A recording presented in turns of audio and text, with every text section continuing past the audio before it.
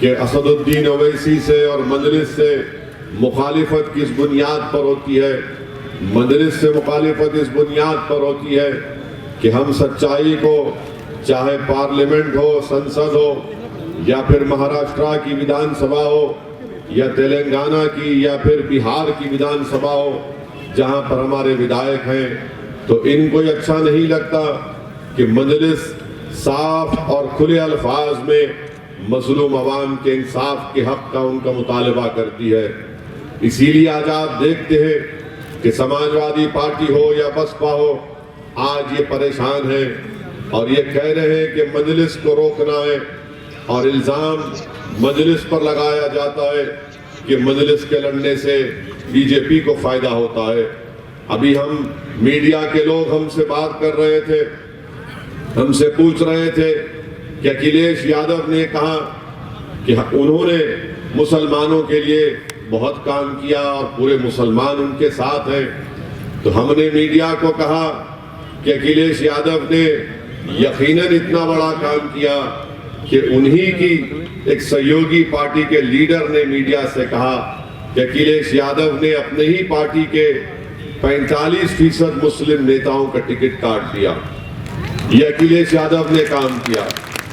अखिलेश यादव ये समझते हैं कि मुस्लिम अल्पसंख्यक समाज उनकी पार्टी के लिए खैरी है और उनको छोड़कर कभी नहीं जाएगा। मेरे अजीज दोस्तों और बुजुर्गों, याद रखिए, समाजवादी पार्टी 2014 में बीजेपी को नहीं रोक पाई।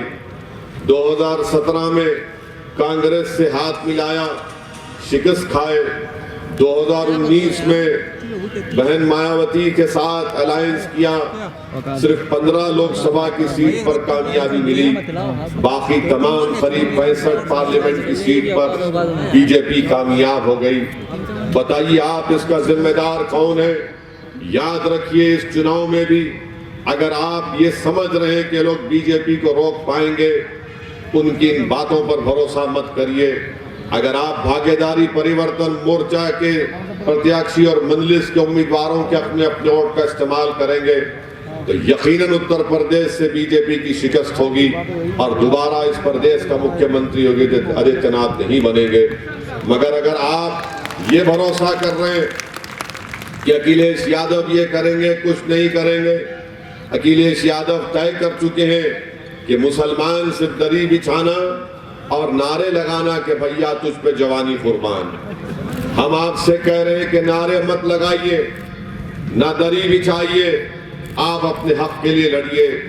बताइए, अगर आज उत्तर प्रदेश में हमारे कुरैश बरादरी के लोग, उनका एक मखसूस कारोबार है जो वो सदियों से करते आ रहे हैं। यही समाजवादी की सरकार, जब अखिलेश की सरकार थी, तो उन्होंने कई कमेलियों को, स्लॉटर हाउसेस को बंद भी करवाया और नए लाइसेंसेस इशू नहीं करवाए। यही समाजवादी पार्टी की सरकार थी जिसने ये कहा था कि हम मुसलमानों को रिजर्वेशन देंगे, सत्ता मिली, भूल गए। अब ये कह रहे हैं कि अल्पसंख्यक समाज को ई रिक्शा देंगे। क्या ई रिक्शा लेके क्या हम गम के पैंडल मारते रहेंगे उसमें? हमको आप ई रिक्शा की नहीं, शिक्षा की जरूरत है। आप स्कूल खोलिए, गवर्नमेंट डिग्री कॉलेज खोलिए, महिलाओं के लिए खोलिए, मगर ये बात ही नहीं करेंगे, ये कुछ बात नहीं करेंगे, क्योंकि ये जानते हैं ये अल्पसंख्यक समाज बीजेपी के डर से हमारा साथ देगा। मैं आपको ये बताने आया हूं कि बीजेपी या मोदी योगी से डर कर नहीं, ना ओवैसी की बातों में आकर, ना अखिलेश के झूठे दावों पर भरोसा करिए, बल्कि एक मर्तबा अपने आप से सवाल करिए कि तुमने क्या हासिल किया।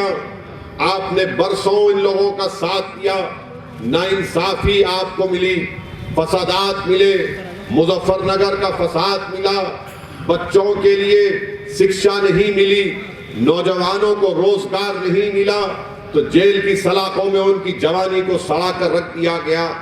आप बताइए, कौन है आपकी आवाज को उठाने वाला?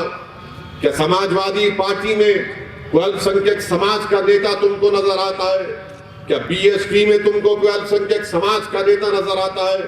बीजेपी तो छोड़िए, बीजेपी तो टिकट भी नहीं देती।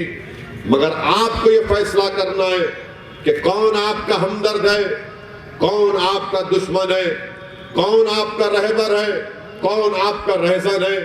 किसने आपको डरा डरा कर वोट तो हासिल किया? आपने खैरात के तौर पर झोली भर भर कर इनको तमाम पार्टियों को वोट दिया, मगर आपको क्या हासिल हुआ? आपको कुछ हासिल नहीं हुआ। इसीलिए मैं आपसे कह रहा हूं कि अखिलेश यादव सिर्फ मुसलमानों को डरा कर वोट हासिल करना चाहते हैं। अखिलेश यादव या समाजवादी पार्टी कभी भी उन्होंने कुछ नहीं किया अल्पसंख्यक समाज के अपलिफ्टमेंट के लिए, उनका हिस्सा दिलाने के लिए, क्योंकि जानते हैं कि बीजेपी का डर दिखाओ तो मुल्ला जी दौड़ते हमारे घर पे आ जाएंगे। अखिलेश यादव याद रखो, आपकी पार्टी अब बेदार होना जरूरी है आपको, क्योंकि अब जो नौजवान बेदार हो चुका है वो तुम्हारे डराने से नहीं डरेगा, वो सिर्फ अल्लाह से डरता है और उसको अपनी मंजिल नजर आ चुकी है। अब आपके बातों का कोई असर करने वाला नहीं है। और ये समाजवादी पार्टी कौन सी हम पर उंगलियां उठाती है कि फिरका परस्ती की बात करती है? क्या ये बात सच नहीं है कि बदायूं के आपके भाई, उनकी बहन जिला परिषद की चेयरमैन बन जाती है बीजेपी में जाकर? आपके घर में खुद बीजेपी के लोग मौजूद हैं।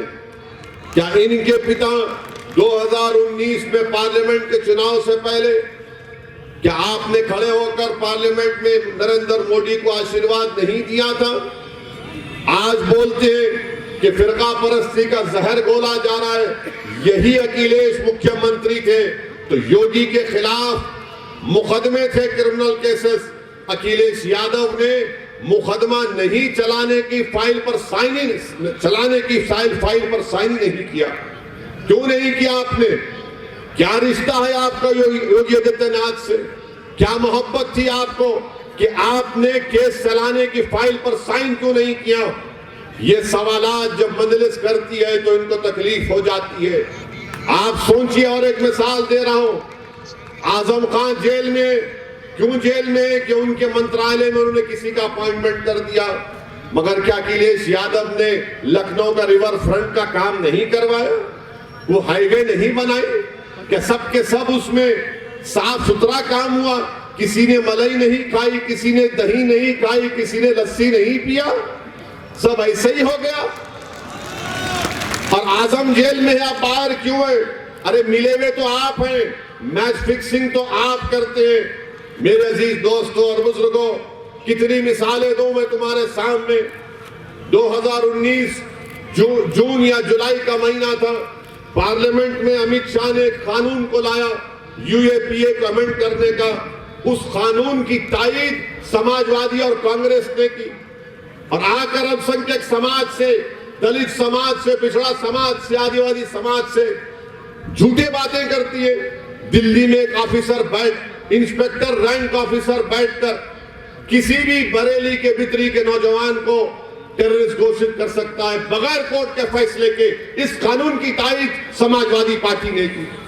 अगर आप बेदार नहीं होंगे, याद रखिए, ये सब मिले हुए, ये सब एक ही हैं, और सिर्फ धोखा देने के लिए अपने चेहरों पर नकाब डालती है कि हम सेकुलर है, वो फुला कम्युनल है, ये भड़काऊ भाषण देता है, ये फुला टीम है।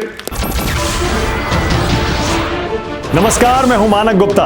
अगर आपको हमारा ये वीडियो पसंद आया हो तो इसे लाइक और शेयर जरूर करें, और हाँ, हमें सब्सक्राइब और फॉलो करना ना भूलें ताकि आप देश और दुनिया की कोई खबर मिस ना करें। तो जुड़े रहिए हमारे साथ और देखते रहिए न्यूज़ 24।